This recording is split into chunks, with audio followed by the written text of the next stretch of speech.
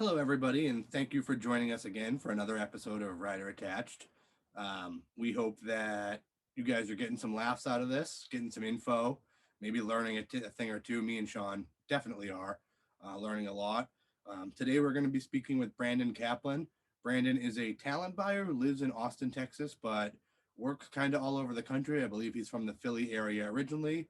So he's going to fill us in a little bit on what he does.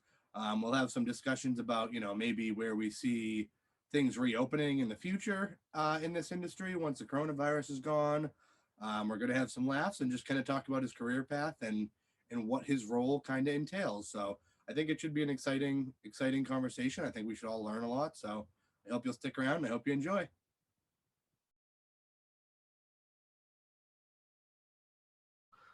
So we can jump right into it. So what is your preferred title? Because I noticed in the email you said booking and promotions, which I thought was interesting because I don't know if I lumped the two together, but what's your title? Yeah, I mean, the title itself, talent buyer, and that's more accurate because, or it's at least a little more specific because at the end of the day, I'm in charge of securing talent for the venues that I work with. There's certainly a promotional part of it, but I also work with my marketing team and the venues teams to help actually promote the shows. Gotcha. And so what does that look like? What is your day to day? Like what's the stuff that you spend the most time doing? Yeah, I mean, day to day, all with the caveat outside of the pandemic, which we can get into after the fact, I suppose. Yep. It's at some point I sit down with these venues that my company has relationships with. We hammer out our strategies, how many shows we want to book, what do we want to make on each show, frequency, volume, size of shows, all that stuff. And then once I kind of have that direction, my day to day looks like going out and talking to artists agents to secure acts that fall into that kind of strategy that we're interested in. And it's also taking inquiries from agents and sometimes managers and saying, hey, I have my act routing through the Midwest. I see you booked this venue in Indiana. Does this make sense for you? And then we evaluate and then kind of figure out what the right offer is to make. And then there's the negotiation process, and that's like being done with several venues, hundreds of offers. So it's a full-time job just in the maintenance of that. And are you working usually with talent managers, like artist managers? Is that who you're communicating with? It's mostly artist agents. I'll say we certainly deal with managers from time to time, but the path of communication should be artist, manager, agent, promoter. That's what it should be. But relationships exist. That it doesn't always work in a perfect linear line. Especially in, once again, post-coronavirus world, things are all over the place, as we've all learned. So yeah, exactly. So when you're building those shows, is it more likely that you are trying to build like a couple, like one to three or four specific shows, or is it like I am trying to fill or book or promote or whatever, like this set of 30 venues in an area or something? Like what does it tend to gravitate towards? You're like, oh, well, we got to make sure we nail down this one and then move on to the next one. Or is it like, no, I'm trying to blanket an area with shows? Yeah, it all happens at the same time. So it's never going to be like one, then this one, then this one. For me personally, I oversee a handful of venues in certain territories of the U.S. So let's say like I have like 3 venues in the Midwest. So I might say like, hey, I can give you an Indianapolis opportunity for your band, and I can give you Chicago opportunity. Like you can put these back to back, and that way your band can just keep on traveling. And if they don't get it from me, the agent's job is to do that. Is if I give them the Indianapolis play, they need to find something that keeps their band on the road because they need their band to get paid. So if they have one night off, like a Saturday night off, that band still needs to pay everybody on the road with them. So you're kind of like in that regard, you're kind of on the same team as the agents where you're like, hey, how can we help each other? Like I need the show. You need to keep your band, routed through reasonable like drives. Like you can't be putting like 10-hour drives back to back to back. So it's a lot of that, but within that, it's also like if I have one venue in Kansas City that's 1,000 capacity and another in Indianapolis that's 5,000 capacity, like we're not going to be targeting the same shows. So I can't really always deliver a perfect route back to back weekends or back to back dates. If that's the case, is there ever like okay, well, I could book you for 1,000 here, and then obviously next in line would be a 5,000 venue where like you're not going to fill, but maybe there's like an Oprah slot for you there. Like, is that kind of thing ever happen, or is it no? This tour group is going to go here, and this tour group's going to go that way. Yeah, it certainly happens, and it depends on what's happening. Like, it depends if like a band is going out off a new headliner or a new album, they're gonna want out and do a headline tour. So they're not gonna be really interested in taking a support slot because they're the star of the show. They're promoting their album. But if it's a band like, oh, and especially when some of the older bands, they're just like, hey, I just need to piece together a weekend. Like, I'm not doing a 20-date run. I just need like 3 or 4 shows. So like, I'll take the right opportunities to make that happen. And like I said, to stay on the road and get everyone paid. So it's a little situational. So do you find yourself having to kind of stay in tune with the, like, I guess local being the US band market, like the new band market, the popular band market? Do you have to keep your toe dipped in all the different types of music so that when stuff comes up, you know what you're dealing with in terms of booking? Yeah, to some extent, for me, all my venues that I oversee are they're not like the up and coming clubs, like kind of where like the new one, like the sexy look in town, where you just Yeah. like, I really want to play whatever it is, like I don't know, Sunset Boulevard. Like, yeah. So like I do that because I'm passionate about this stuff, and also like I live in Austin, but I work in all these other markets, so I do want to just know what's happening around the market, and that's Yep. just like for my own education, and also so like if there's a really hot local act, I don't accidentally put a competing show on top of it that might affect my show. If I booked like a country show on top of a really young and trendy hot country show across town, they're probably going to take ticket sales away from mine. So because of that, I'm always looking at that kind of stuff. there's so much that goes into it. It kind of blew my mind when I started working in this stuff of like distance clauses and the reasons for things like a distance clause, which says, if you play a show here, you can't play a show within X amount of miles perimeter for X amount of time. It's just so that the shows don't compete with each other. You never think about that stuff from outside, but once you get involved in it, it gets super complicated of like how to set yourself and the bands you're working with, or the shows or the venues up for success. It's easy to kind of screw yourself over in that respect. Yeah, and in theory, everyone should be on the same side of that too. Like, you don't want your band to play 2 places. You can't play twice in Indianapolis and then you like both shows are half sold out. You'd rather put your band in front of a sold out show, move to the next city and have another sold out show. And that's just like, it's the right career decision or right decision for the agents and for these acts, but it's also like it's to some degree it's also a common courtesy, and also to your point, a mandate. Every offer has a radius clause in it. Every contract has a radius clause in it. It's got to be a balancing act, though. I can't imagine.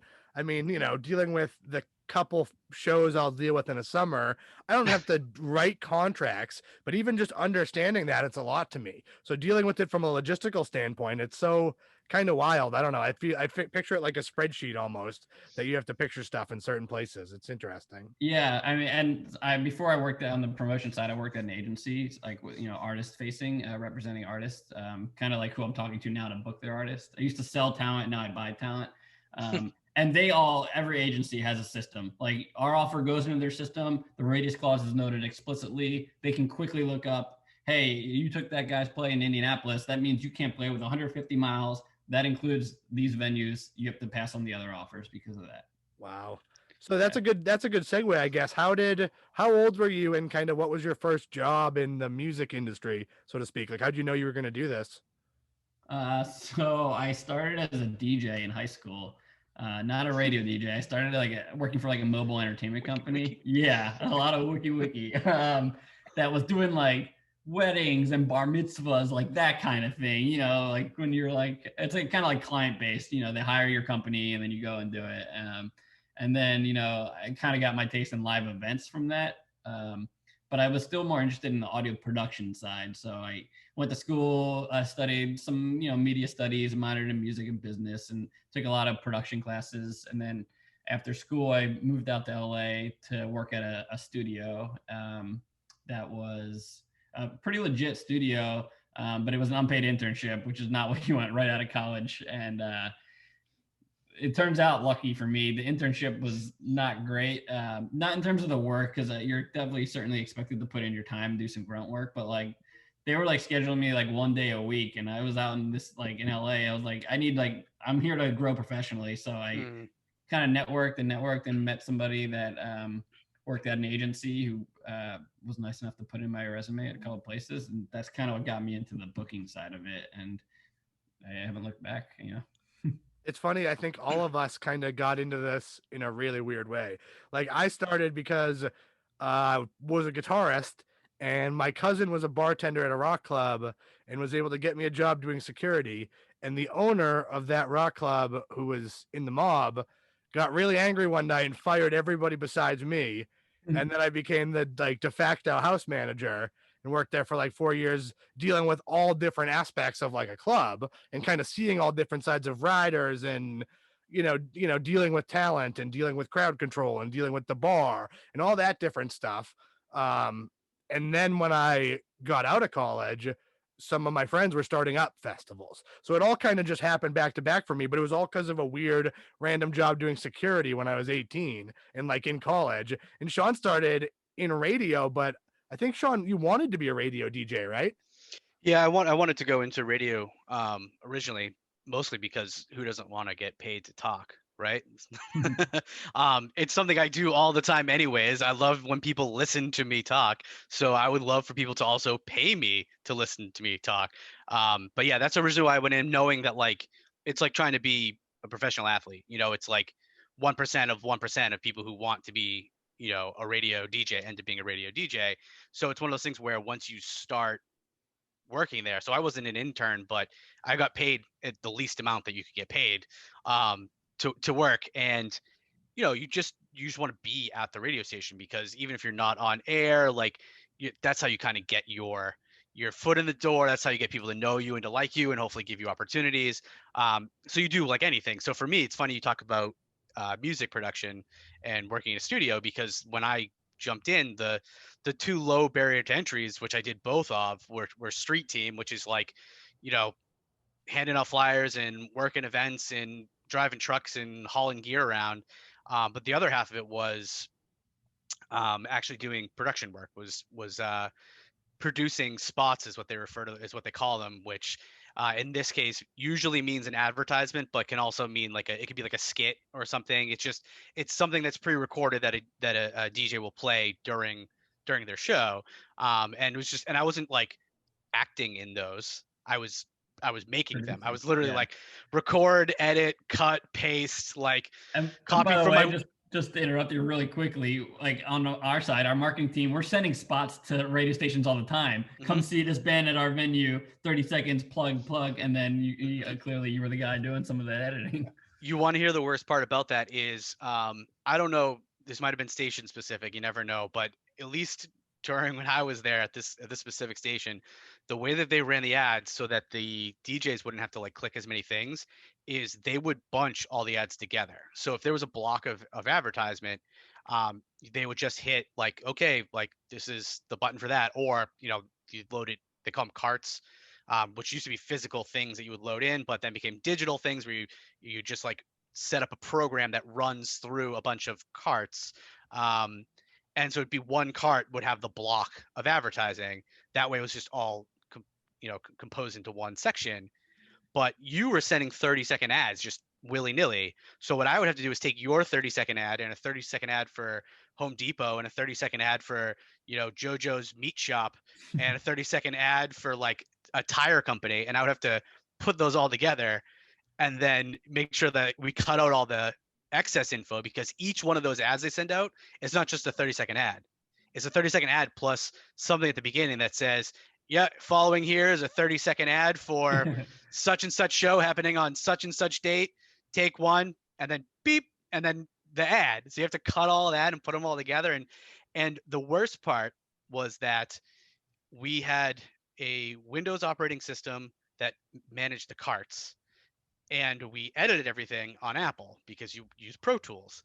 So I would have to record everything after that over to the Windows computer so that they could play it. That's so inefficient. In real time. Whew. I could not, you can't just pull, I couldn't drag like Yeah. files. I was literally like, I was recording on one side and playing on the other. And so there are commercials to this day. This was like a decade ago, the last time I worked at a radio station. And there are commercials to this day that from certain brands that if I hear them, I have to leave the room.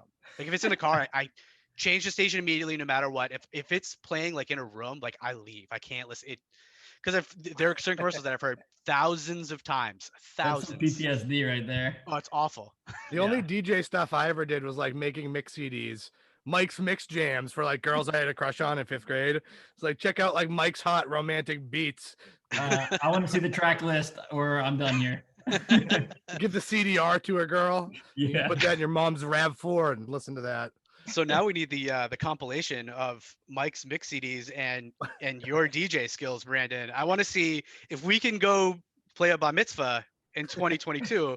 I just want to see what you two can put together for this. That's Perfect. all I'm saying. The club I worked at in college, actually, it was like a dingy ass rock club. Like Wu-Tang played there. Not Wu-Tang, I think it was like Raekwon and friends. So they had like, they've, you know, really varied spectrum. Did fucking the local prom, and it was like a super hippie community in Western Mass. So the local prom was like, some of my cousins went to the school, and it was like really out there. They didn't have grades or anything. And I would have to work security at this thing and be like, what the fuck is going on here? Like a bunch of 16-year-olds trying to sneak in drinks. Like, I don't care if you drink.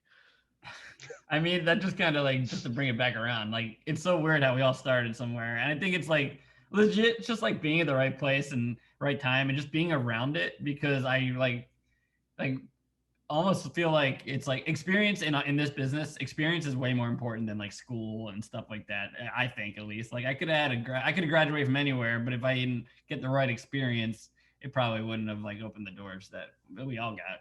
That's part of the reason why I think this, like these conversations that we have are important, because as a kid, like I was a guitarist and I only thought I went to school for construction because I was like, I'm not going to be Jimi Hendrix. I'm just not that good at guitar. So like, there's no other way for me to pursue what I want to pursue. Whereas if I had thought at that time, like, what about producing events or getting into some other side of it, I wouldn't have wasted 5 years. I got lucky and got an opportunity that allowed me to fall into what I wanted to do anyway, but it was only by happenstance that I got that, kind of like all of us. So Yeah. I think it's important for kids to kind of hear this stuff now, that there might be other ways to do it. Yeah, agreed. But and that said, like I wouldn't want to discourage anyone from going to school if they wanted to do that. Like I would never take that back. And by the way, a lot of jobs you apply to like do say you need a bachelor's. So, like, and that's very real. Like I don't know if they fact check you, but like that's absolutely a barrier to easily cut people off, I think. But at the end of the day, like what's gonna like I like stopped putting my resume on my I stopped putting my GPA on my resume as soon as I had another line of experience. I was like, I'd rather put the line of experience on there. It means Absolutely. more. Yeah, I mean, the other thing is that like it depends on what you want to do too, because right, like even if all right, so like schooling has a bunch of different rewards and things that are negative, like oh my god, it costs a lot of money. But for me, for instance, like I started at a college radio station, right? So like knowing going into it that I want to work in radio, and one of the reasons why they were willing to take a chance on me without, I mean, they did interview me, but they half gave me the internship at the radio station, the real radio station, before they even interviewed me. I think they interviewed me to make sure I wasn't going to like burn the place down. But it was because I worked doing production at a college radio station for 3 years at that point. So like, all right, well, if we put this kid in front of a computer and tell him to stitch together spots, he can do it, right? And so like that's one of those things where I feel like so much of it is also making good impressions on people. Like I've said this before. I've probably said it to both of you before. Like when you get a working relationship with somebody, that's just like people like to work with people that are nice to work with, right? Like so much of that is like, I hate the whole like, oh, it matters who you know more than whatever. It's like, it doesn't matter who you know, it matters who you impress. Yep. Right? Because like I know a lot of people who would not give me the time of day. Like right now would not give me the time of day. And it's not because I was an asshole to them. I just didn't do anything that set me apart from the other 30 people that were around them. Whereas like a lot of times like going to school and doing internships and those first foot in the door jobs that like only let you go 1 day a week, right? Like, okay, but while you were there, like maybe you met somebody that was like, all right, well, I'm willing to give him a chance over here. And I feel like so much of the work around here, if you want the stuff that you will enjoy doing, or the stuff that is a few steps or a few leaps away from what you're doing, the easiest way to do it is to just know somebody who actually like trusts you. Yeah, I'm glad you said trust, because that's what it is. Like, as soon as someone trusts you in this business, like, and they can vouch for you, then, you get your next opportunity, and then more people can vouch for you if you bust your ass and do the right thing. And also, I love your point about, like, you get really good opportunities in college that are hard to find in the real world, like radio station gigs, or if you want to do live stuff, like, there's opportunities in college that certainly open doors to. So I'm glad you Yeah, mentioned that. and to that point, I guess the club I worked at even was a college aimed club. It wouldn't have been there and I wouldn't have been there if I wasn't in college. So there's that, that was why the opportunity was there. And then to your other point, Sean, when I started doing festivals in Boston, I was hired as the assistant to the volunteer coordinator. Nothing like what I do now at all, Mhm. but I was willing to help out at 5:30 a.m. with trash duty on the Right. days when I wasn't working because I had the time and I was interested in it and I liked hanging around the site. So that is what got me noticed, got trust going, and why I ended up doing a whole bunch more different things at festivals in Boston is all because I just was willing to be there and I kind of did what I said I was going to do and I worked hard. And those were in I studied construction, like I said. So in the music industry, those are the only things that I have going is that everyone who I've worked with will vouch for me and say, no, he did a great job. He worked really hard and I could trust him. And those are the most important things, not to be said that like an education can't get you most of the way there. Yeah, it's funny. You both use the word like vouch, which is just, it's funny how important that is. It's like almost feels like you're dealing with like drug dealers or something, right? Like you Oh, can, maybe you he's can, good. I vouch for him.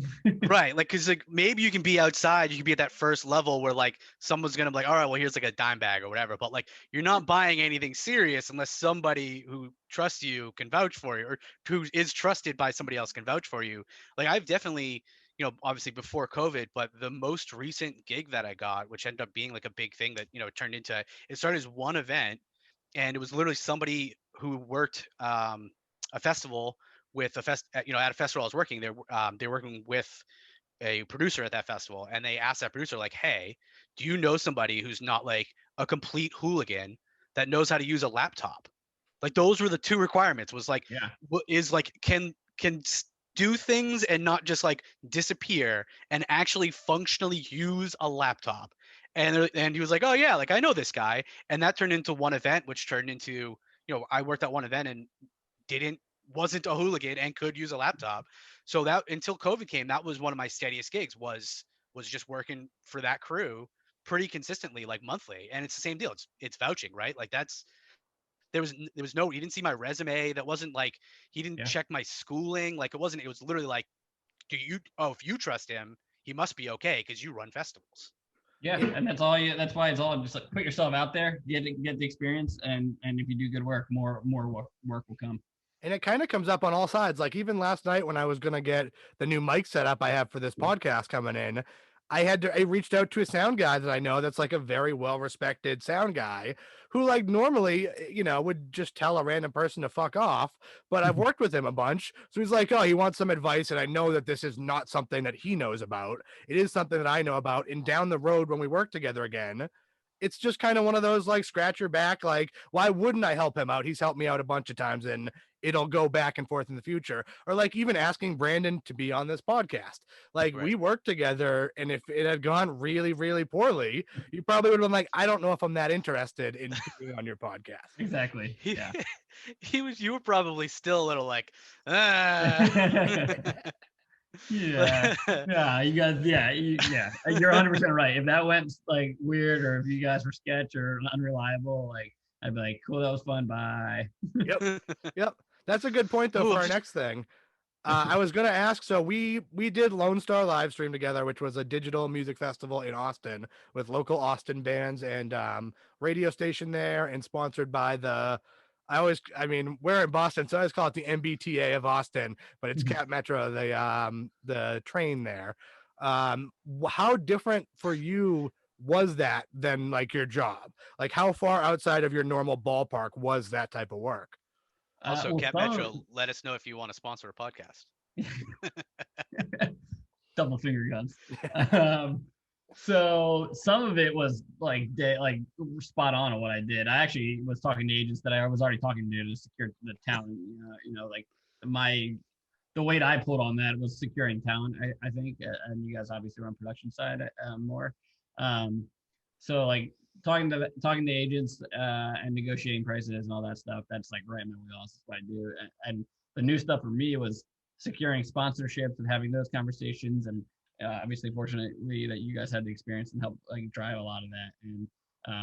And you guys obviously also drove the production side, but that's not something I'd usually even be touching. If this was like a real show, I would trust the people that are smarter than me in that specific realm, just as they would trust, contract negotiation to me. So I would have just handed that off. So that was fun and unique to be part of that aspect of the show. That's why it was really nice that was our 4th or 5th festival that Sean and I had done. It was so nice to finally have someone that we could pass that off to, because we don't have, like, we had no idea what we were doing. We don't know how to write up an offer. I had never seen a contract really. Like, so we were getting along because we had kind of, we were making our way by having the right connections and by being genuine and having the right intentions. But being able to pass that off to you made our lives so much easier. Yeah, I would say oh god, Sean, sorry. No, I was just gonna say it's hilarious, and I would never want anyone to see any of them. But if you look at the emails that we sent for the first couple of festivals, where we're like talking back and forth with, a lot of times not even like a manager or an agent, it was like straight to an artist or whatever, who would loop in a manager agent because they're like, no, this isn't how a conversation happens. You talk to them. Yeah. And then we looked at like your back and forth, because obviously we all had access to the same stuff, and we're like, oh my god, like looking at a professional of a task do something versus like professionals in a field but not professionals at a task do something. It was like the canyon that separated the two. It's like, oh my god, there's just professionalism here. It's just oozing. And we're like, hey, so we're doing a show, you should play it. Right? Like that's how it felt. Ironically, that was probably our biggest learning experience in like the best way, was seeing someone who knew what they were doing do that. Like, we haven't had a festival since then, but in the way we interact with artists, it's completely more appropriate and I think professional now than before, when we were just two guys putting something together. We know a little bit more of how we should be approaching people. So that was a big learning thing for us too. And I think all the digital events, festivals, live streams, whatever you want to call them, are new for everybody. We're all in like this new weird world now where finding out how to make money is not, it's like a new industry pretty much all the way across the board. Mhm. You can't sell beer to make money. You can't do the things you used to do to make money. So I think it's been a cool learning process, even though I'm personally super excited to get back to in-person shows. Yeah, and I think you both just hit it. It's like we're professionals in our field, but within that, there's professionals in certain aspects of the field, and we all learn from each other on that. But that also applies to real shows and real festivals. Like, we all have jobs that touch a lot of different other people's worlds, and like I feel like every show I learn a little bit more, and I can handle myself a little bit more in that world, and eventually, like you can be depended on to carry out little tasks in that world, and just makes you like, that much more I don't know, stronger of a asset. That is one of the things that I both love and hate about this work, is that like no matter like what aspect of it you end up getting a piece of, whether it's like really behind the scenes, like you're literally like you're behind computers, spreadsheets, that kind of thing, or like kind of behind the scenes where you're like, I'm literally backstage working, or like, or I'm like an usher, right? Like I'm getting people to seats or whatever. Like that's all part of the whole industry. And because many, if not most of the people who work in this industry, I feel like, do it because they love something about this industry, whether it's the production of it or the music or the entertainment, whatever. You end up doing, you're like, oh well, I'll do anything, right? Like just get me to the show kind of thing. Yeah. And so it can be terrifying when someone's like, all right, we're gonna have you do this, and you're like, all right, well, I normally do this, but I'm gonna show up because I want to do anything. Yep. And you're like, okay, but I don't want to screw it up. So you have that, like, that's why I say like the worst part of it, like, is that you're like, all right, so they're gonna have me do new things. That's great, right? Because I get to do new things and learn new things. And it's one of those things where you're not always like, one of the reasons that I do this job is that it means that I'm not sitting in an office all day, every day, doing one specific thing. You're always kind of learning new things, but it also means you're always learning new things, which means you're never you're not never the expert there, but there are many times where there is somebody else who is at least more of an expert than you, which is great because you learn things, but terrible because you're like, oh my God, I'm going to screw up in the eyes of Yeah, whoever. 100%. You get tossed into the deep end like way more than you think you're going to. Mhm. And yeah, you're right. You're like, as we just talked about, you don't want to hurt your reputation because you need people to trust you. But if you just have a good head on your shoulders and are willing to put in work and ask questions if you need to, you're going to get by and people will remember. When we talked with our friend Matt last time, we talked about how accountability in the music industry is way different than any other industry. And what we were talking about as an example was like putting up fence scrim, which is something when I started working at festivals, I was responsible for a lot of the time. And we would put up miles of fence scrim. And the example was like if you started 6 inches in the wrong direction, and then someone who's smarter than you and has more experience comes up and says, you did it wrong, take the whole thing down and do it again. And you've just spent 6 hours doing it. That's like a very real thing that has happened to probably Sean, definitely to me, and a bunch of You people. had already clipped all the zip ties and then you have to clip Yep. again. You got to get a whole team of people to cut it down, and you're mad. I'm smoking cigarettes. I'm like drinking a beer. Oh, 100%. Is there like an equivalent thing that that is frustrating in your side of things that happens that you're just like, man, nothing is more frustrating than that, but also like, what was I thinking?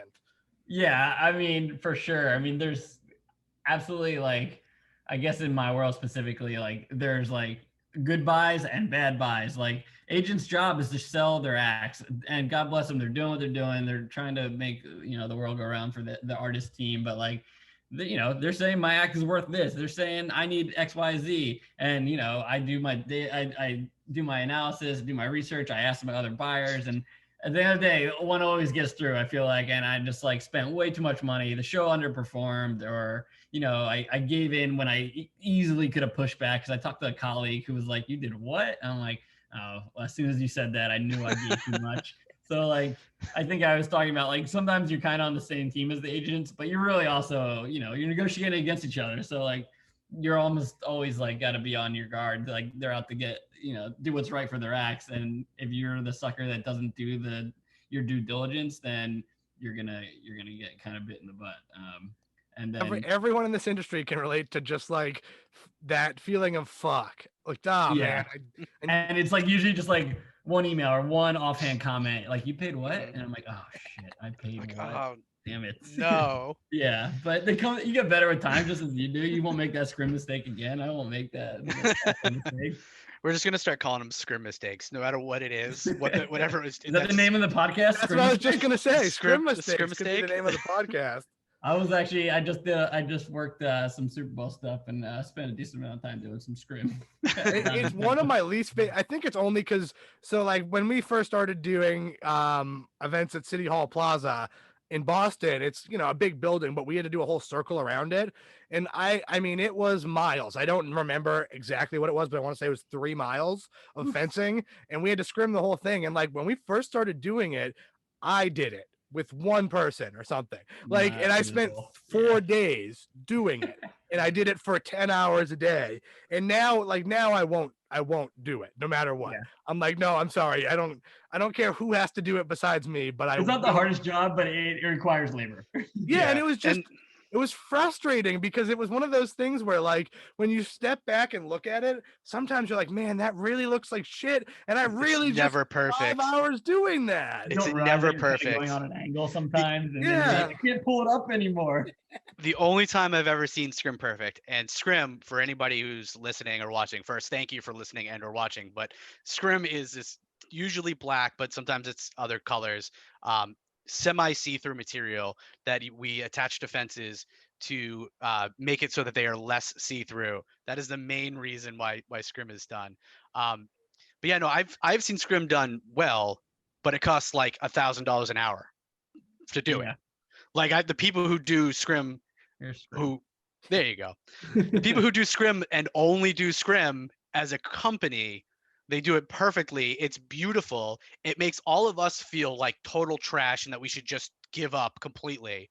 But it costs like $1,000 an hour. It's insane. The worst thing is the equalizer, though. No matter what position you work at a festival or show, you're touching scrim some way or another. I've seen producers do it. I've seen festival directors put up scrim. I've seen volunteers do it. The whole end of the spectrum there.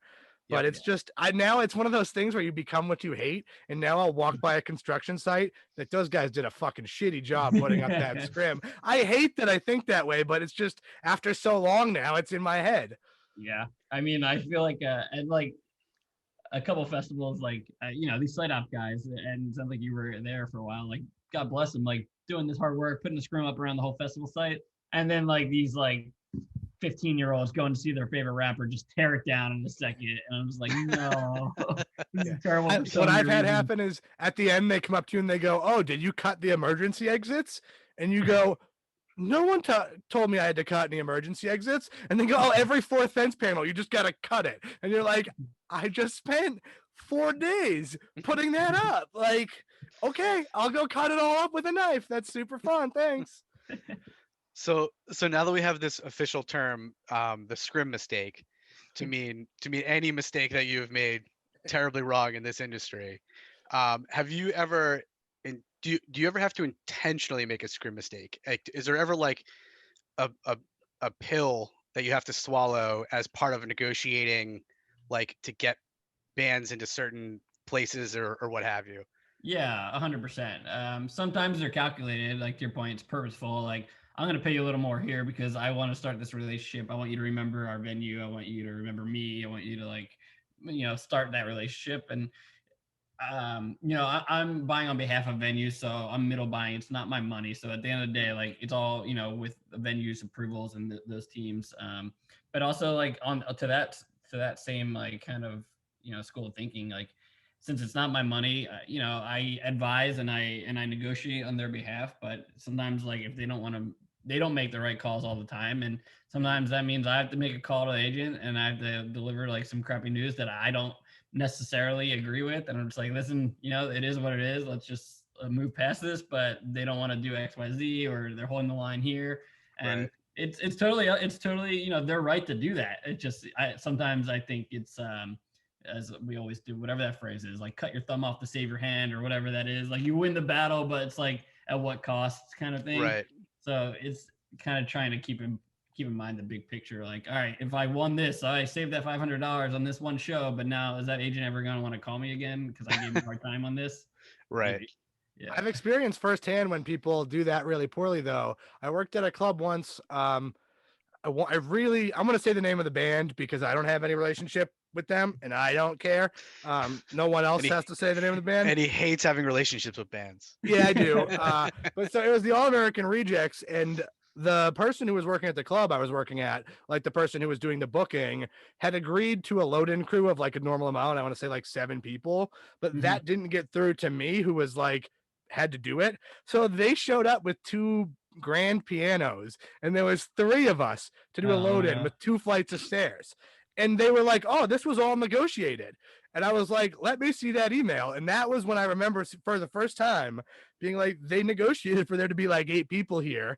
And then the sketchy owner of the club was like, 3 people, we can slide that off. And that was when I first realized that was like someone doing your job very poorly, essentially. Yeah.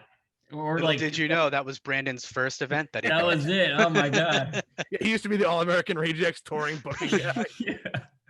But yeah, I mean, to that regard, since I'm not like running these venues myself, I'm trusting the team over there. Like I'll confirm the right deal points. I'll communicate it out to everyone. But if I communicate it to the production manager, like he still needs to go out and hire those people. Like, and if he doesn't do that, then, at the end of the day, it's like the production manager is not getting a call and getting reamed out. I am. And I just that's a good point. And that'll be it. Yeah. That's a good point. It's hard to know where in that chain the actual disconnect was. I know that the owner of the venue I worked at was sketchy, but I don't know if we had a local person who booked many venues. Like, I don't know where that disconnect really was. And I promise you, it probably went up the flag, or if it really got out of hand, it went up the flagpole, and the town buyer got a call, or the promoter got a call and said, "What the hell? We agreed to this. Why aren't they there?" And they're like, they more often than not might just be like, "I don't know. I have to call my production manager now and see why he didn't deliver on what I told him to."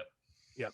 Yeah, one of the things that I've done in the past is I refer to as like a labor coordinator, and it's the like when we have 40 people to do a load in for a show, which is, again, that's a term. So to bring all of the stuff in for the show, and they head count.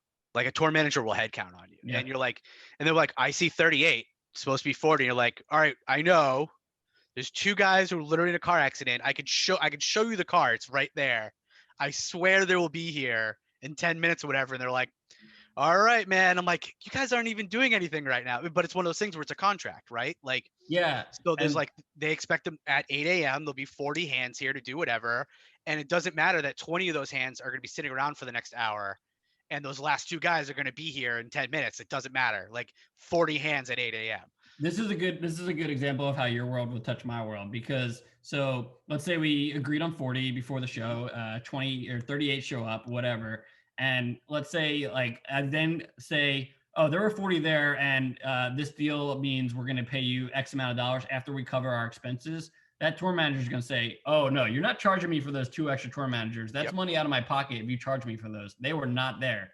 So Right. like I know those runners, I know those stagehands weren't there. Mhm. Like no. So, And the like, issue, the big that's thing like is where that, our worlds would collide. right. And the big thing is that it wouldn't just be like you're not just, that pay gets split, right? Like Yeah. if you're paying per stagehand and there are 2 stagehands missing, it's not like, oh, well, the guy who employs the stagehand is not going to get paid for 2.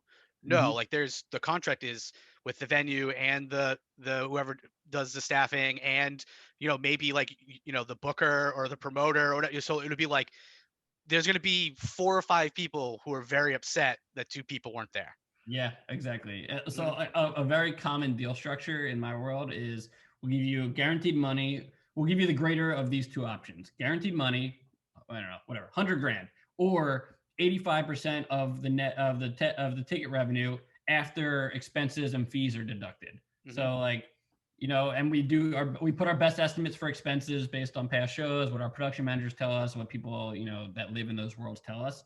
But then we settle up at the end of those shows and say like, here's what was actually there. You estimated 20,000 expenses. It was really only 15,000. So don't try to take that 5,000 away out of like the potential deal. Right. So like, yeah, it affects like more than it meets the eye. I think if 1 or 2 stagehands don't show up, especially if it's like Oh, it's a 2 big hours. deal. Yeah.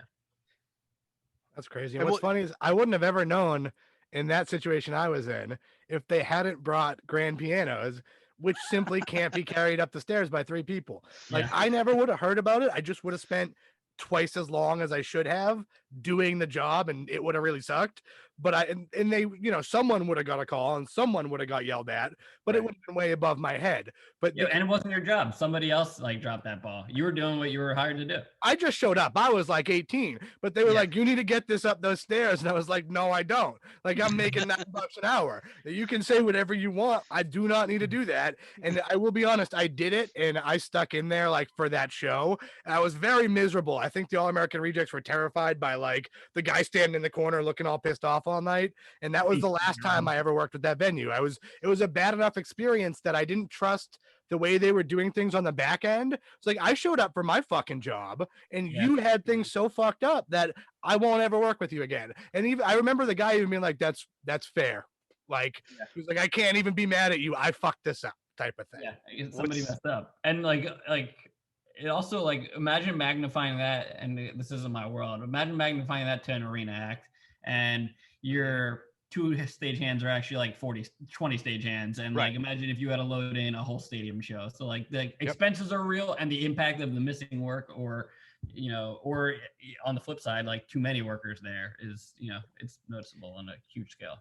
What's great is that kind of just looped everything around where you were saying like the whole like, cutting off your hand to spite your face or cutting off your thumb to save the hand or whatever. It's like, that's literally what happened here, right? Those were right, by the way. I think it's cutting off your nose to spite your face. That's what it cutting is. off your When you hand. already, what is it?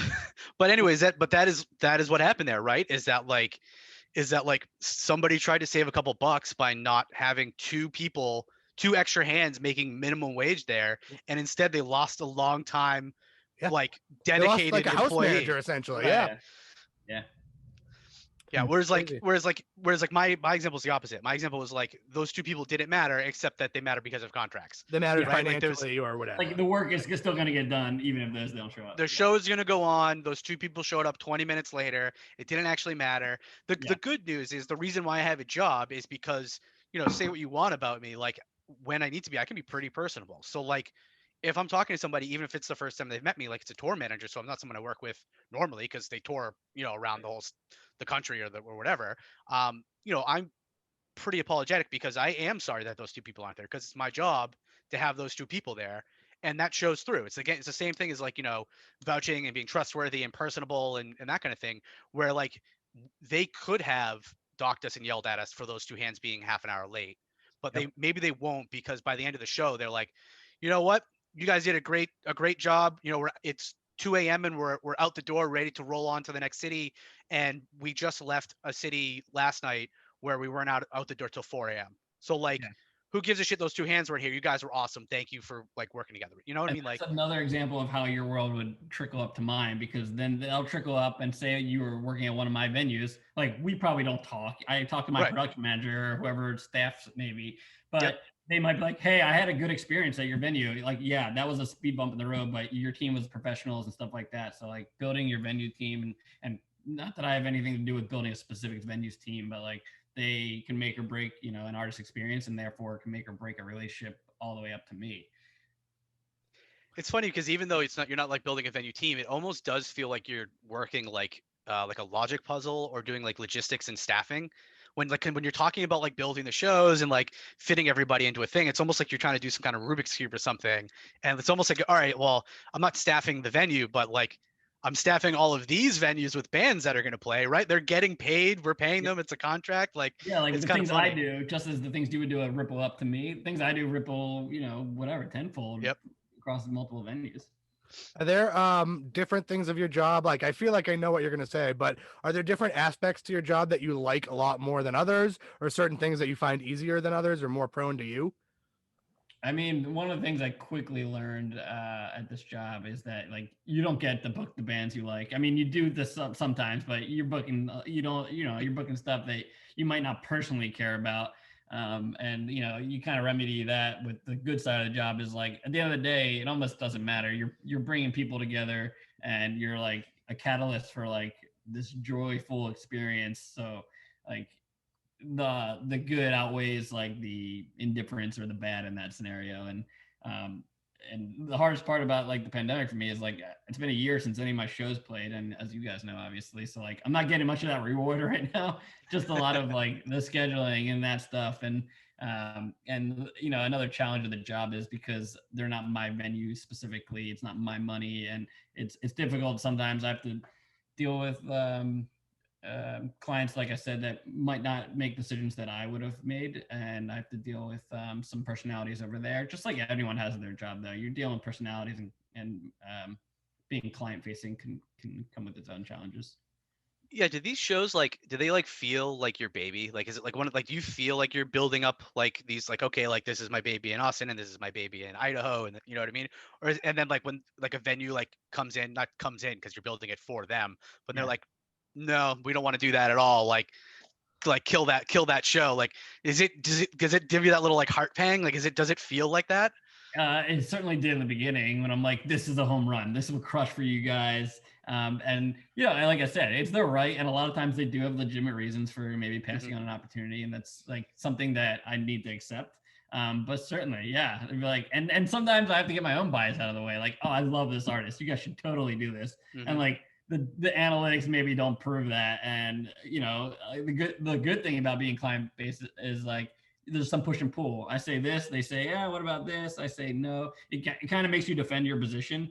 And sometimes that works in my favor because I have, the insight, the knowledge, the data say this is why it's the right decision.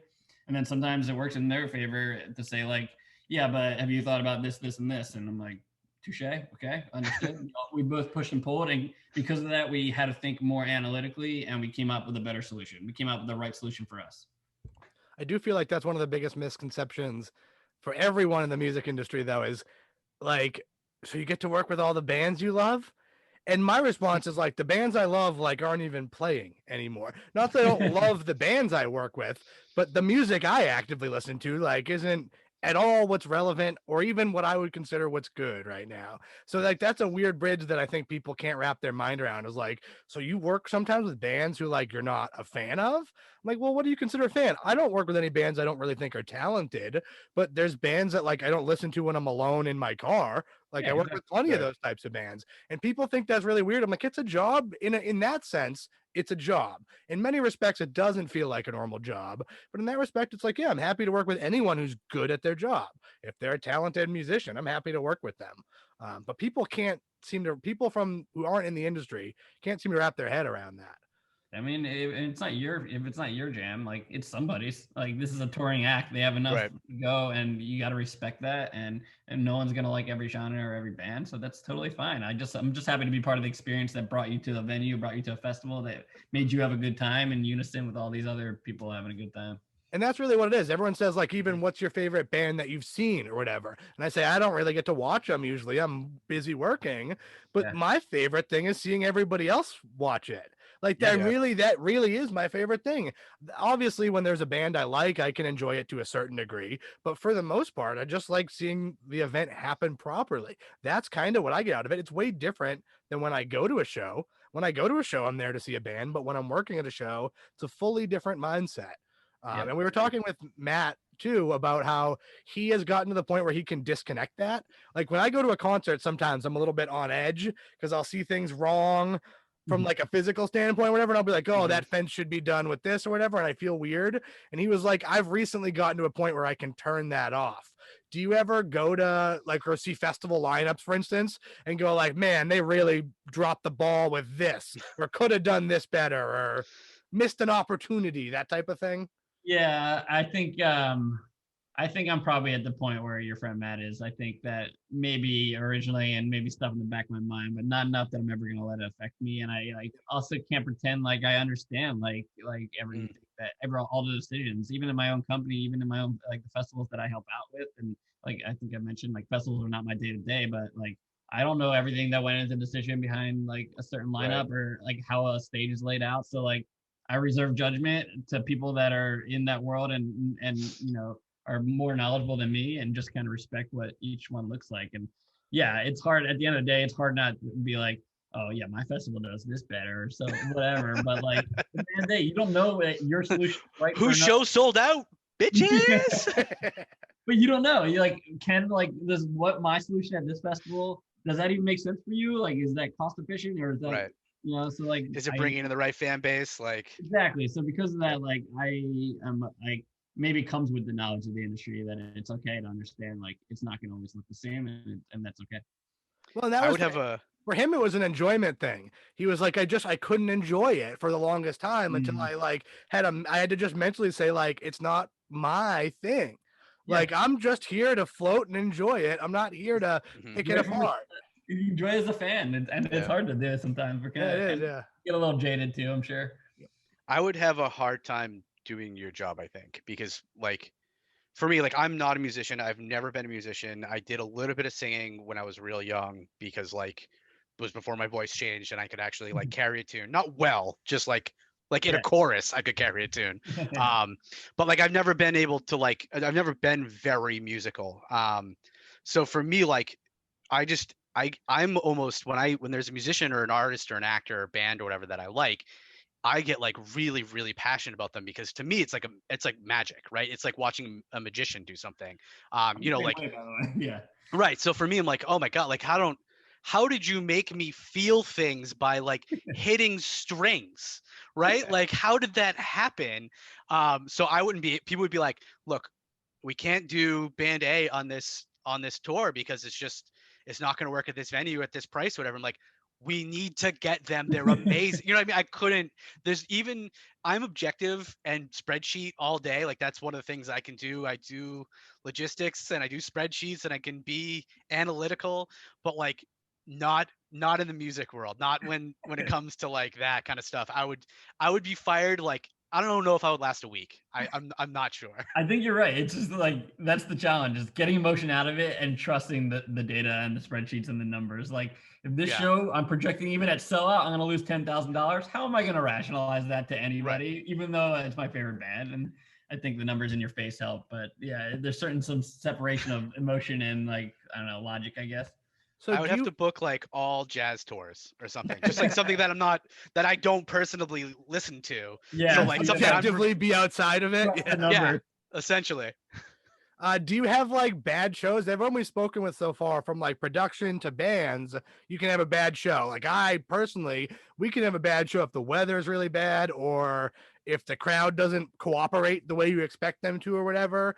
Do you have bad shows from your angle? Yeah, I mean, we absolutely have bad shows. I'll say that because I'm not on the ground, I'm not the one dealing with some of that blowback and that stuff. So, so much respect to the people on the ground that do that. But yeah, it could be anything. It could be. I mean, you said it off the bat, weather. I mean, like I had some outdoor venues, the rain. We had one that was like tornado watch, so we had to cancel like an hour before the show, and that obviously involves getting people out of the venue, communicating to people that aren't at the venue, and again, it doesn't all fall on me, but like as they scrambled on the ground, I was on the phone with the agent, like saying like, all right, what are we doing here? Like, let's look at the contract. Did we agree to pay you in inclement weather? Are we going to try to reschedule this or just call it a straight up cancellation? If we're going to reschedule it, can we do it in 1 hour so I can tell everybody at the venue, come back during this, hold on to your tickets? And Right. like, there's that kind of thing. And then there's also just like bands that are very difficult to work with. And those are like reports I might get after the show or even night of show. Like, oh God, I can't believe I had to deal with like XYZ, like trashed our dressing room. And like, for me, like, that's like, all right, noted. Like, I should Right. warn my other venues if they're coming through. And also Right. like, just like weekend damage relationship that goes all the way up, like that act might not ever get another offer for us because Or is it like you're going to book him again, so there's a destruction of property clause, right? Like, is there like a yeah. okay, like we're gonna here's $1,000 insurance or whatever, because we know everywhere you go, you're Yeah. your own tornado. Like, There's right? certainly there's one specific act I can think of who was notorious for showing up very late to all their shows.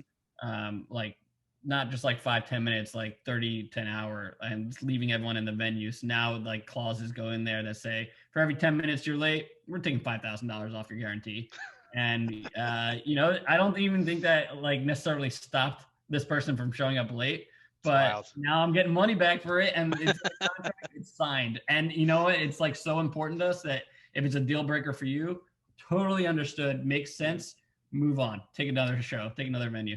I would say I've seen it the other side. I've seen artists who say, we'll only take a contract that's like clause free. Like, I'm going to do what I'm going to do. Mike's going to get up there and Mike's going to be Mike. Like, you're not going to fucking touch it. And that's wild to me too, because I've seen some people like have a hype man for 30 minutes and go on stage, or like get pissed off and leave the stage halfway through and like let the drummer solo for 20 minutes. I've seen some wild stuff where they said, I'm only going to agree to show if I know that I can be me and like I'm temperamental, or I have to be feeling it in order for it to be right. Some musicians are that way. It's wild to me to see them do that, but dealing with that on the back end must suck.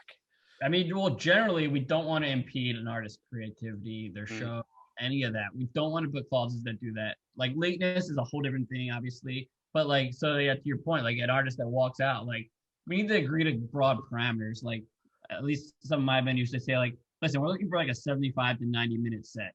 If it's 70 minutes, that's probably fine, whatever. But if you walk off after like 45, I'm not like saying how you need to do your show, but we have an issue. Like, these ticket buyers just spent all this money, and 45-minute show is like nothing, It's almost half of of the 90. Exactly. So like there's some flexibility within there, and a lot of times I think artists do like some of the drummer stuff, but like that's kind of part of the show, or can be at least. So like you don't want to say like you need to be on the stage for the whole time. Just like the show must go on for these general parameters. Yeah, it's wild how varied I feel like that can be too, because some artists, their show is one musician performing one thing, and we've seen, at the festivals alone, sometimes in one weekend, we'll see everything from a band that's, one member performs half the set and then brings out the rest of the band, to band members who play one at a time, to we've had bands that were 3 members, but one of them was in jail. So 2 members showed up and they just performed like that.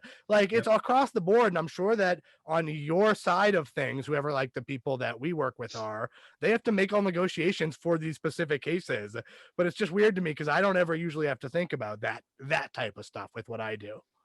Yeah, I think just like you're there to do your job, but I think my job is just a different process, a different part of the process. Well, and like I feel like what we've heard with everyone we've spoken with, and this has been similar, I think, since coronavirus started with all the bands we've worked with outside of this podcast, is everyone seems to be missing the same thing. And it's like the satisfaction of the live show. And you actually said it earlier. You said, I'm not getting the satisfaction right now that I would normally get. So I think it's interesting to me how across the board that is. The bands aren't getting the satisfaction of the live show. We as producers aren't getting the satisfaction of like putting it together and seeing like fans be happy. And then the people who are booking the shows don't get the satisfaction of like seeing their plans play out. So everyone is kind of missing the same thing here. It's a very weird time we're living in with coronavirus right now. Do you see anything changing on your side of things in the near future? Like, I know that none of us are doctors and we don't claim to be, but do you have, I mean, how are you still rescheduling? How do you see And obviously only talk about what you're allowed to talk about, but as Yeah. broadly as possible.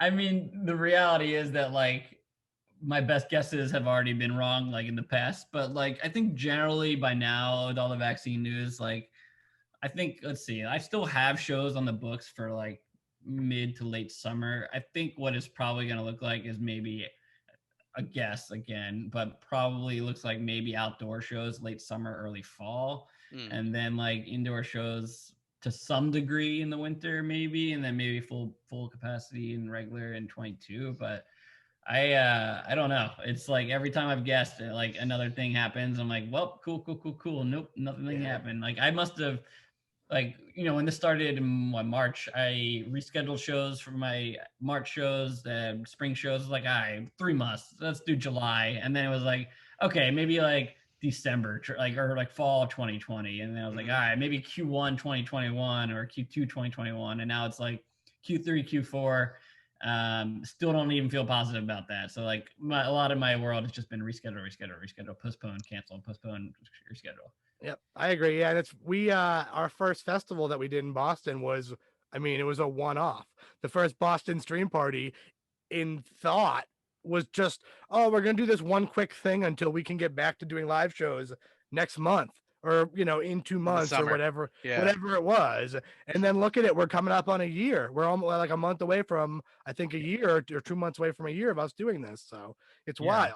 We're already typically before pandemic, we're booking like anywhere from 6 to 12 months ahead of the schedule. So like at this point, I'm into Q2 22, and like so like we already had shows like in the distance. So now moving the shows that were supposed to play before those, you kind of run into inventory issue and like trying to navigate those, and if those are even going to play where you had them. So been a lot of that. Have you seen a lot of issues with artists saying like, all right, at this point, let's call it, let's stop rescheduling and let's wait till we get to where we're going to get to? Because that's got to be tough too. If you're like, we're going to have a tour, but let's wait till we can have it. Yeah, I think so. And I think that was like probably by like kind of just like a lesson learned. Like they probably like a lot of them like, no, we're gonna save this. We're gonna push the entire tour, which if it's only a handful of days, it's all good. But if it's like a 20-30 day arena tour and you have like 100 people on the road with you, that requires an immense amount of coordination. Unbelievable. Yep. So they did all that and then they didn't get to play out. So at this point, I think a lot of artists, maybe not at this point, but maybe at the end of last year, it was like, all right, maybe we should just wait and see how it plays out. Or like, and some artists are also like, all right, let's kind of revisit like the amount of people we're traveling with or what the show looks like. Maybe can we do an acoustic thing, depending on the venue size and caliber, obviously, but like a lot of that. And it's been like some renegotiating previous deals because we don't know what business is going to look like coming out of that. And some artists are open to that and some are like, let's just wait. I'm in a position where I could wait it out. And I'll, when I come back, I expect my money to be where it was, and totally fine. Can't, hold anyone's feet over the fire to take a renegotiation, but the artists that want to work are trying to do their best to work with us. And that's what I say. Maybe it's tough because me and Sean are very close to it, working with like specifically young bands or smaller bands with what we do in Boston. But it does seem like younger bands or bands that want to take advantage of the situation, I should say, are hustling right now. They're doing everything they can to play virtual shows or, a show at a coffee shop where they're playing in a corner safely and then also live streaming it or whatever they need to do to make stuff happen. So there is a certain amount of innovation happening right now, which I think is awesome to see. And I think it's going to put these bands a little bit ahead when we start to get back to like real life. All these bands, it's like, oh, I've seen you around because for the last 12 months, when all these big bands have been quiet, you've been kicking ass and making sure that your name was on YouTube or staying on my Instagram, or you know, you were getting articles written about you or whatever you were doing to stay relevant. I think some bands are doing a much better job than others at that. Yeah, and I hope they see I hope they reap the benefits of that coming out of this, at least for the local stuff. Like I really hope so, and I'm encouraged like about like you know how hard live music will come back. So I hope that they're front of mind. But at the same time, it's like there's no win-win situation because the bands that have sat out, like it's totally fine and reasonable too, but like they also need to get them and their people out on the road as well. Right.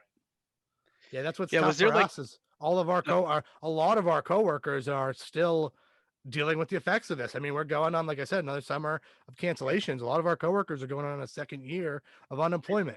I mean, this is a nonprofit. It's not like me and Sean make any money from this. So a lot of people couldn't afford to be in a situation to be doing this to stay creatively active. That's why we're doing this, is me and Sean want to keep things flowing for us. But to be in a situation where you couldn't be doing this, I don't know how I could handle it. Yeah, I mean, I think we're fortunate that we can make money in other ways or get support in other ways, and I don't know that everyone's in that same position. Yep. Yeah, this year's been something special. That's one way to say it. I got Was that there vaccine, son. I'm ready to go. was there like a turning point for you where like a canary in the coal mine kind of thing where you're like, oh no, this isn't just like a couple of weeks, like this isn't just like this is going to be like, was there like one show or one series of events or anything like that where you're just like, oh shit, like Yeah, for like sure. this canceled, okay, like I guess I'll see shows again 10 years from now, right? Like is I mean, there's a couple of things. The early indicators, like when South by got canceled here in Austin, we were at the point where it wasn't really, it was like murmurs almost. We were like, wow, they really like prematurely pulled that, or like it was a controversial decision at the time. Honestly, it probably saved an outbreak in the United States way earlier because it's a very big international festival. right. So that was one of the early indicators, and also early indicator. I actually had a show. It was March 13th and 14th. I had two shows. The act landed in the airport. The governor banned events. That as the act was in the airport, he just got back on the plane and went home. So that was the first time when I was like, oh shit, there's no avoiding this. It's going to affect this world in some important way. And then it wasn't one thing in particular, but as the festivals came down one by one, that was just like, okay, no outdoor stuff. Obviously, those are high capacity, high event stuff, but that was Right. those are just like seeing another one bite the dust every time. It was hard, and seeing venues close, like local spots, not even in Austin, just like reading about it. It's just like, okay, this is like gonna f up the world for a while. It's That's still surreal seeing cancellations. Seeing festivals that are announcing cancellations is still weird to me. Like I Yeah. still kind of can't wrap my head around like really, like that's really where we're at, but got to be done. it's amazing to me, the visual of an artist like flying to a city to play a show and being like, all right, like here we go, let's do this thing, and then like landing and like not even leaving the airport and being like, all right, I guess not, and then like just getting like was it the same, like it could have been the same plane that they got back on and went back to the Legit, city it they're could have coming been. from, right? Like It very well that's could have been. insane, It was a comedian, man. a comedian and magician. He was like one of those kind of cross. It would be a comedian too, because they could at least write a joke about it. A comedian slash magician, and he just tweeted, he's like, well, nope. Got back on the plane. Well, governor said no. The And, like, visual of that is just it's out of crazy. everybody's hands. So you just like, call the agent and be like, I don't know what to tell you. Like, I can't help you here. There's nothing to do. Right. Well, that's what was really cool. Well, really cool, really shitty, but really interesting to me. I hate to say interesting again, but the fact that no one had ever thought in insurance clauses do a pandemic clause because it had never happened before. And now every event, every festival, every gathering that happens again from here on out is going to have pandemic written into the insurance for the event, is that if there's a pandemic, insurance does not cover this. That is crazy. It has really set a precedent that'll probably change the live event industry forever. This 1 year or 2 year or whatever we end up going span of fucked upness. Yeah, I'll say like a couple things on that. Like one is like I have pandemic language in my offers now. It's addressed up front. I don't even want to get to the contract. I'm telling you right now, if this show is affected by the pandemic, we're not going to move forward, or we're going to talk about next steps and not be on the hook. And some acts are more amenable to it than others, and some agencies and legal departments kind of tweak it, whatever, all good. The second thing is like, and I don't really deal with this world specifically, so I can't speak too intelligently about it, but like I hear like, you know, like I said, the show costs that end up like potentially affecting artists, you know, what they walk out with money wise. Like a lot of people are having a hard time predicting what their insurance rates will be for next year. Right. And then thirdly, like they're like right off the bat, like right when all this started, like it was flirting the line with like something that already existed in most contracts with a force majeure. Yeah, which pretty much says like if an act out of everyone's control prevents the show from happening, and then you kind of can negotiate what happens. But I think the general stance is that both parties can walk away, and that'll be that, and they incur their own expenses. But it wouldn't be crazy uncommon to say like to say like, hey, if force majeure happens, the artist still gets paid as long as they showed up, because you would think the insurance would cover it, the promoter on the back end. So I'm sure there's been some hard lessons learned there as well. Yeah, I wonder how long it will take before that becomes like a back of the contract issue. Like for instance, and this is not completely unrelated, but mostly unrelated, is at one point I have renter's insurance, it's very similar to home insurance, and near the end, like it's like in fine print, 10 pages in or whatever, it has like the acts of God section. Yeah. But then below the acts of God section, it has war. Yeah. So if there is like if I got hit by like if this space that I'm in right now got hit by a missile, like that's not covered. Also, subcategory to that of this war, and then subcategory like missile. Subcategory to missile is like if 100 blocks away got hit by a nuke, this space not covered. It has a nuke section. So I wonder, like, is there going to be like, at what point do we get to like pandemic section? Where is it going to be like third? Because nuke, obviously, like, you know, knock on all of the wood, but like I know we're 10 seconds from midnight, but we've been 10 seconds to midnight for 50 years or something, right? Like I wonder, like, at what point is it 50 years from now that the pandemic clause will like be right next to like the nuclear weapon clause, where they're like, yeah, it's still in there, you can still get hammered by it, but like it's not front of mind anymore. Exactly. I think it's never going away, but right. Some legal department's going to have a stance that they're not going to want to bend on, because they know at any time it could happen.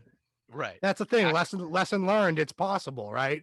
Like when it happened in the Spanish flu, there wasn't major events happening like there are now, and there wasn't insurance companies like there are now. So it wasn't the same effect. Whereas now it's like we're a modern world, and it's going to change things. But has there been any really cool stuff that's happened at your job? We've talked about all the negative shit that's going on right now, but has there been any? Lighten it up. Like I would say, like I'm sure you've gotten like, you know, free tickets or gotten to see really cool bands that you like, but has there been anything really special?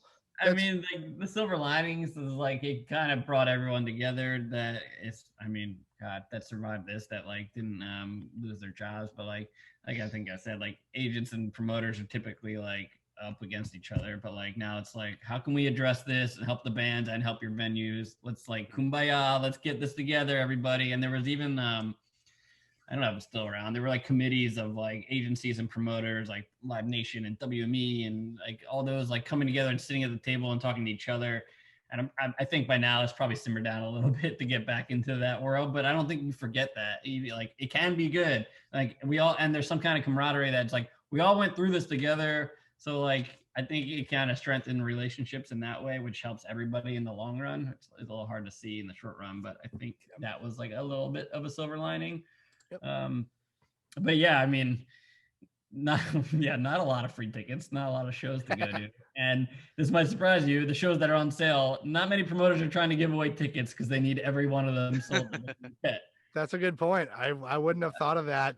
What selling tickets would be like right now, because Yeah, normally it's like you could be very situation dependent, but you can be pretty generous with comps and giving away tickets and industry, helping each other out. But I'm curious what it'll be like coming out of this because everyone's gonna need like every dollar. yeah, for at least like we were saying about the contracts, like at least a while, right? It's going to take a little bit for people to catch up again. What about like pre-COVID? Do you have any good stories pre-COVID that you think your job will put you in a situation to enjoy something maybe other people wouldn't get to? Yeah, first of all, pre-COVID feels like 20 years ago. I fucking when I was 12. Back before I had facial hair. Yeah, exactly. Yeah, I mean, this job, just like all of us that work in this business, often like awards us like pretty wild and unique opportunities. And I think you said it, Mike. Like just when you get opportunities to see the crowds and see how people like, I don't eat, breathe, sleep, live in festival world, but like I get to go out and help out with all the festivals or some festivals that my company produces. So like just getting to stand on side stage and watching like 50,000 people like sing along and like have a great time. It's just like that's like a constant reminder of why you do it. Anytime I'm like in a rut or like I don't know, just been pounding the pavement. I'm just like couldn't get out from my computer or like having a bad week. Like you just go to a show and you just remember, you just look around, and again, doesn't even need to be a band that you like. It's just like this is why we do it. Look at the smiles on these people's faces. Look how like peaceful and unified everybody is. This is why we're in the biz. That's like real therapy. Like at the end of a festival, as opposed to at the beginning, I'm a different person. I mean, after seeing everything come together, and I mean, I guess let's say a festival that went well, but at the end of it, after seeing everything come together and seeing the enjoyment, I'm a different person. I feel lighter on my feet after being like, oh shit, this good stuff is out there. It can happen. You get like a real taste for it because it's so tangible when it's 50,000 people and you're like, you can't miss it. Like people are enjoying the fuck out of themselves, and it's directly related to some, even if it's just some microcosm that I had to do with it, something I did had something to do with this. Exactly. I mean, that's probably why all of us do this, right? Help make that thing go though, because you did that. And I like find myself like watching like festival recap videos sometimes. I'm like, oh man, those were the times. Yep. But it like kind of gives you the chills to remind you why we're doing what we do. I can't imagine what that first one back is going to feel like when you look around and that you get on side stage again, you get to look out at 50,000 people, say in 2 years or whatever. That feeling is going to be, you can't put a dollar amount to that feeling. Like it's literally invaluable. I'm very curious what the first one back will be. And I'm sure there'll be some that ramp up, like some smaller scale stuff, but like, what's the first like Coachella size festival? I don't know. I just go look to see what shows take place in Florida. Yeah, that's true. They never had a pandemic, so they're good. It's gonna be it. I'm not saying I'd bet $1 million, but I would easily bet $100 that the first actual festival with real numbers in it takes place in Florida. Yeah, I believe that. And that's interesting too, because like the behemoths, like just take Coachella for example, are like some of them are in the states that are very strict. So like even if like a lot of the country is ready to roll, that doesn't mean your specific state or city is going to be ready. Well, that's like Boston Calling already announced that they're not doing it this year. I mean, they're a May festival, so things are tough for them anyway because it's so soon. But they've already announced that they're setting their sights to just plan for 2022, which what we've talked about, not in relation to Boston Calling, but even if there is a festival season, it's going to be so short that you're going to be cramming 2 years worth of festival seasons into like a third. Like the numbers aren't going to necessarily add up for weekends of separation. Like for bands to do a proper schedule, for people who book a proper schedule, like it's going to be super weird for a couple months of crush of bands trying to get back out there. So and to that same kind of degree, it's like the arena tours that we all love, like the big shows, like you cannot just play a weekend of shows and make that financially make sense. Like you need to be able to offset your cost over 20-30 dates. So like if only half the country is open, you can't have an arena tour yet. And that's especially indoor arena. Yeah, exactly. It's weird to think like, so even if right now, so everyone got vaccinated in the US and they opened up a tour in an arena, people wouldn't go because people are now a year into this and they're now uncomfortable with being in a large crowd. So how Well, that's- long does it mentally take for the Yeah. general public to get back used to, all right, it's okay for me to be in this crowd. It is safe again. That might be another year on top of it. Like there's a mental aspect that a lot of people aren't taking into consideration when they think about events happening again. People have to go to these events. Yeah. I mean, and that's the bet as you got to make as a promoter, and that's Mhm. why we're trying to renegotiate some shows that might say like, listen, we'll give you, I'll just make up numbers. If I was gonna pay you 100 grand, maybe I'll give you 75,000. I'll give you $5,000 bonus at this amount of tickets, this amount of tickets. So like, hey, Right. you make the money if people show up, but like I also need a little bit of protection. But I will say, and Live Nation just had their earnings call, which are public, and I think they said like, I'm gonna mess up the number. Maybe 80% of people held on to their tickets on Ticketmaster, and like 70% of their people held on to festival tickets. And like, I might be messing up those numbers, but that's a good indicator. People like are just gonna bounce back. I think wonder. our generation particularly probably is ready to roll, but like Yep. maybe like a lot of like the in between or older TBD. I wonder how many of those people will go, but they're going to be like more wary, right? Like they'll still go to the show, but they're going to make sure that like they're going to a show that's only going to be half filled, or they're going to go to a festival, but they're going to do their best to stay away from people, or they're going to be wearing masks all the time. Like it almost feels to me like this is going to be like how like the Great Depression was for our grandparents and our great grandparents, where like when you like if you went to your great grandparents like house tomorrow, their cupboard is full of canned goods, Yeah. right? Because it's trained and it's ingrained in them that they should always have a month worth of food, because at some point everything might just go away. Like I wonder like if you're a teenager right now, like are you just going to wash your hands like 50 times a day like for the rest of your life, and then 100 years from now, or 50 years from now, whatever, someone's gonna be like, why does Grandpa Joe like wash his hands like every 15 minutes? And be like, well, back in my day, if you didn't do that, you died. I think so.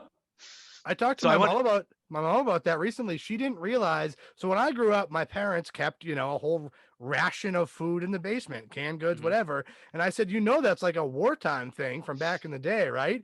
And my mom was like, I did that as a kid. I never thought about it. And I was like, you did it as a kid because you lived in a time when you felt like you needed to. And she was Right. like, so you don't do that? It's like me in my studio in the city. No, I don't have like a bunch of canned goods somewhere. She was like, well, what if, something happened? Like nothing is going to happen. Like, I don't need to worry about that because we don't live at threat of a nuclear bomb being dropped at any moment. I mean, Yeah.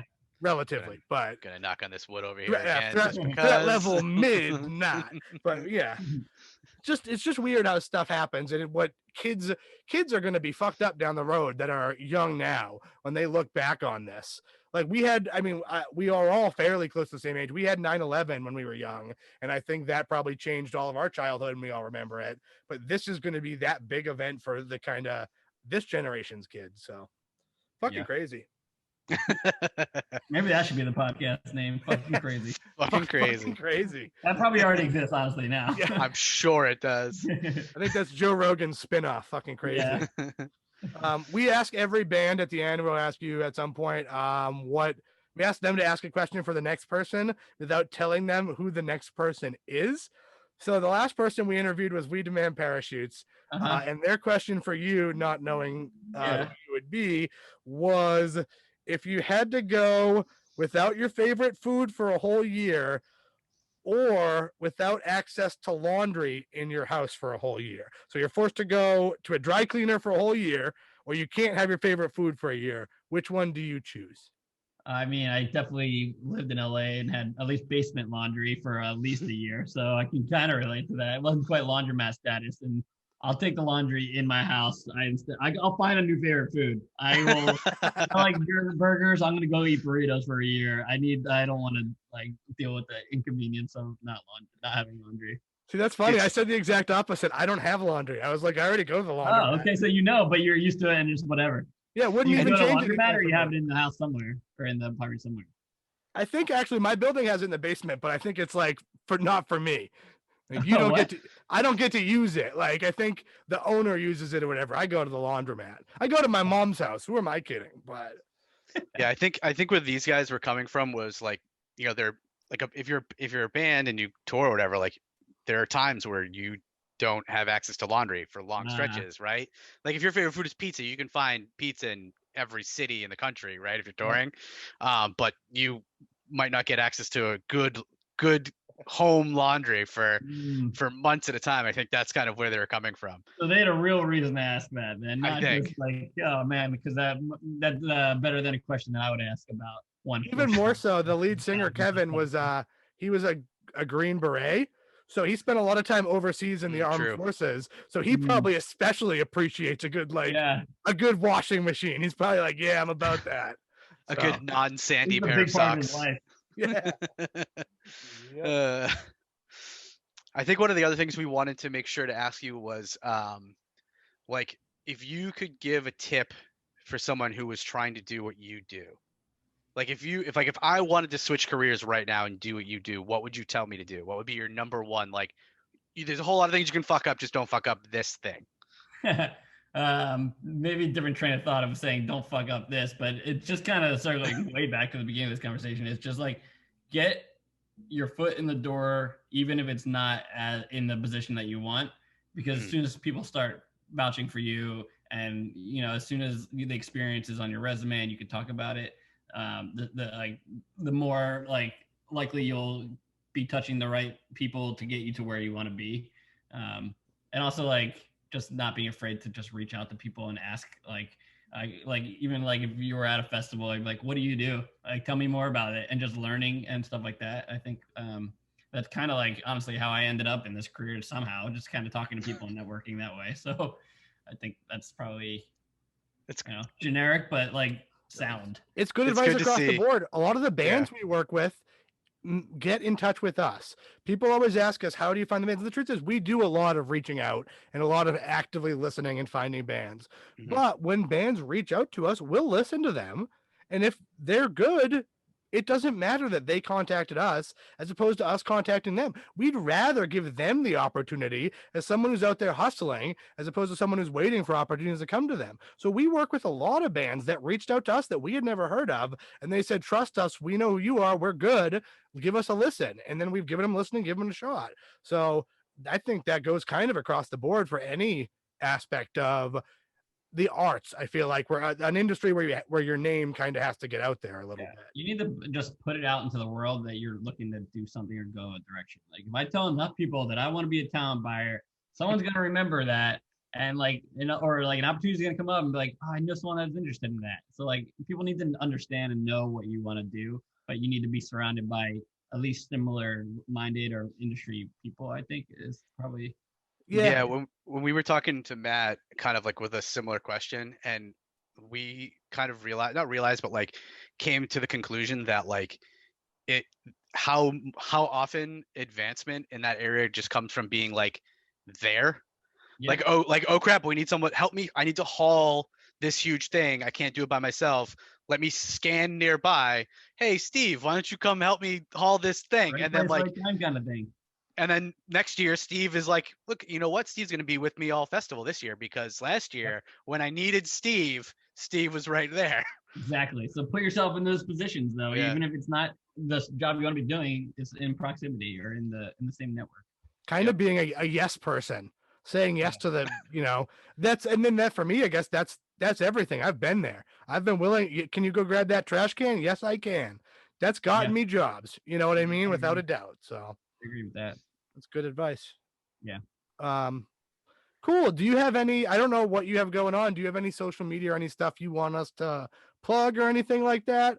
Not particularly, but cool. I would say if anyone's made it this far, hour or whatever in, feel free to reach out. I guess reach out to you guys, and you guys can kind of be the in between. And I'm happy to answer questions for anyone interested in this world and being a concert promoter or talent buyer. If anyone has any bar mitzvahs coming up, are you going to reopen the DJ skills? Yeah. Wait, what was your? It amazes me that we didn't ask. What was I know your what DJ it was. name? So, well, I had DJ BK for a little while. Okay. And then I Googled that, and there was 1,000 DJ BKs out there. And then I took this goofy ass stupid name in college, edit undo, like a Control Z kind of thing. So stupid looking back on it. Control Z would have been better. Yeah. Well, anything would have been better than that probably whole fucking idea. embarrassing. But that was kind of it. I mean, when you're at a bar mitzvah, no one's saying, "Hey, DJ BK," they're saying, "Brandon, play the song I requested." Here's a list of 30 songs a kid likes. Fucking play Yeah. them. Exactly. In order. And then the other one that we asked, and we're going to get better at this being at the top and the bottom, I swear. But at the same as how we just asked you a question that came from the guys before you. What is your question for the next guest? Knowing they could be anybody, right? We don't even know who's going to be next quite yet. So How about I always think it's interesting, and this was like the Mega Millions or Powerball was at $1 billion like last month. I like hearing what people are gonna do if they win the lottery, and like, are they gonna do something that enhances like the world they live in? Like, oh, I'm gonna create a festival, or are they just gonna be like, I'm quitting my job, I'm done with music, I'm just going to the Bahamas and living there. So, what do you do if you win $1 billion? It's a good question. Have you ever seen the interview on TV where it's like in the city and a guy's playing the Powerball and the news reporter goes up to him and goes, "What are you going to do if you win?" And he goes, "Hookers and cocaine." Yep. I mean, it's a way to spend $1 billion. That's for sure. He goes, "That was not the answer I expected." But it's the answer that a lot of people would answer, honestly. It's the truth. Yeah, it's just the guy was just being. He said, "Look, you asked me. I'm just here doing the scratchers or whatever." That's what you get for doing street work. That's what happens when you. Yeah, street teaming 101 right there. Yep, right there. In the same vein, we've got a decent list of people that we're kind of like, we want to reach out to, but so far we've asked everybody, so we will continue to ask. Do you have anybody in the industry that you think would be great to interview with, or that you want to connect us with to do one of these? Yeah.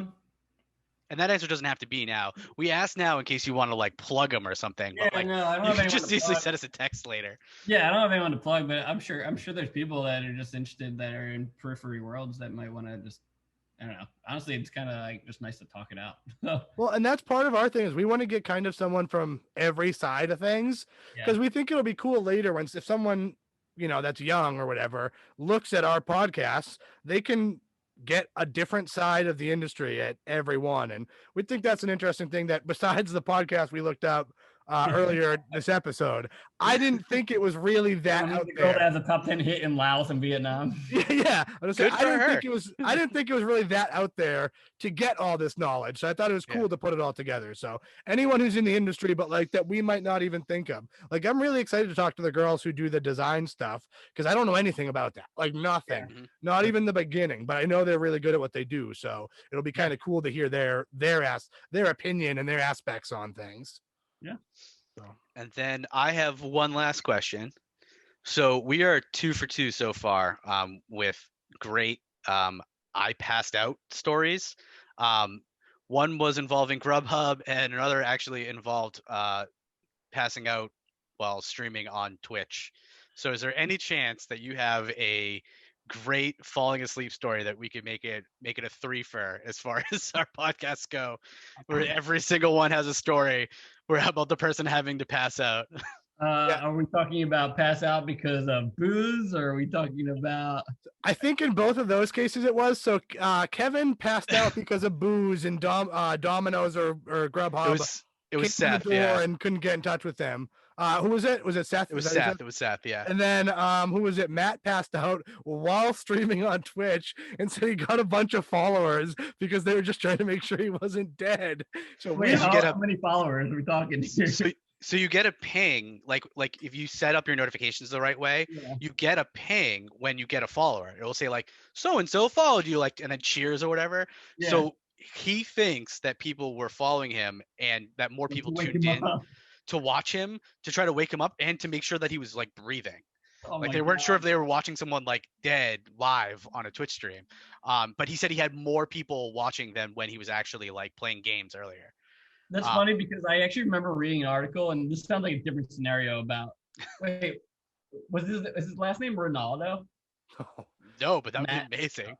Oh my God, yeah, there was. I just googled it to see if I could find that article. Like people that are just sleep on Twitch and just get money because of people tuning in. But that was like accidental. I did read about that. Yeah, I did read about that. I say our friend Matt didn't say he was drunk, but he's known to drink a lot of Bud Light. So I get the feeling he wasn't sleeping sober on Twitch. Also, known that to drink a lot that of guy water. that you're talking about made like 30 grand. Yeah, that- it was like, yeah. That That guy, was a while that's ago, but he's known at like that is what he does is he will go to sleep like once a month or whatever with the Twitch stream going on purpose. This is like intentional. And when you put in when you donate certain amounts of money, they call them bits or whatever. Depending on how much you donate, it will do something specific. So he has it all wired to his room. So like if you donated like 1,000 bits, which is like You were, $100 like, or hearing- 10 bucks, something like that, it would like turn on all his lights. Or like set off his alarm clock, or and like the goal was to try to wake him up, pretty much. Or so like, it was I them. mean the goal is whatever you want it to be at that point, right? Like he's just trying to get some sleep and hoping he makes some cash while he sleeps. And if all of your followers are jerks, then yes, I guess the goal is to wake him up, right? But guys, at are we the in end the wrong game? Should we not be doing Oh, podcasts? Should we just be Seriously. 100%. He made I want to say it I was sleep legitimately every day. like 30 grand. He made like 30 grand because people because they were like some of them they would like they donate money, but then like they donate the amount that makes it so that a text to voice thing says Yeah. something. So they would do it like in all caps, like exclamation points. So it would just yell stuff at him, like there's someone outside your window, and he would like wait, like of course like shoot away because he was asleep. Yeah. So there's no like it's when you're terrifying. sleeping, you're not like, oh, remember you're doing a Twitch stream right now. It's just you wake up to someone yelling, there's someone outside your window. That's And then so like terrifying. they would go into like the reactions basically. Got I it. used to do cocaine, and let me tell you what, I woke up a few times feeling like someone was outside my window anyway. That shit. Woo! Were you scratching the lottery tickets and they happened to interview at that time? No, I wish. I didn't have enough money to play the lottery tickets. I was spending it all on cocaine. I don't know that I'm not gonna have one on that caliber, but certainly remember a time in LA that I used to live like near USC and near downtown LA. They're like almost next to each other, but there is a metro. Surprise, there's a metro in LA that connects the two. And after a long night of shenanigans, just like waiting on the bench for the train to come, and then just like never waking up, and like probably I don't know an hour or two passed by, and a cop waking me up. I'm like, this is how I go to jail. This is how it happened. Luckily, he just shooed me along, and I like walked back to my place. And then the next morning, I was doing a 5K, my only 5K I've ever run, and it was zombie themed. So I was volunteering it. You dress up like a zombie in the first half and like try to fake grab people, and then you get to run it for free later. And I definitely remember just like after that night and not sleeping, just like puking in the car on the way to that my only 5K I've ever run or ever even gone near. You didn't have to dress up like a zombie because you looked Yeah, like there's a makeup. picture of me somewhere dressed up like a zombie. It didn't take much makeup. Didn't take much blood. None. Yeah. I love that like the cop was like, God damn college kids, he's like That's shooting exactly you off because the I happen to bench. be like near campus, so I think he's just like, just go to your dorm, dude. And like, sure. Like, Fourth please one be this week. safer. Yeah, right. Please be safer, please. Yeah. That's all I got. That's great. Nice. So we did the Lone Star live stream where we would work on Zoom for crazy hours, right? Together, we would all just work multiple hours in the week doing this. And there were multiple times during this process where Mike and I, after a long day, would have a few drinks. And then because we'd done a long day working on Lone Star live stream, we're like, we should hit up Brandon and see if he wants to have a couple drinks. Yeah. And every single time, because we always ask you when we were already half in the bag, you weren't available because you were obviously like living a life and doing I'm doing things. something. Oh man. But we've trapped you now. So would you like to have a drink? Yeah, let's do it. Let's do it. Like, I don't know about you, but I'm gonna go grab a beer.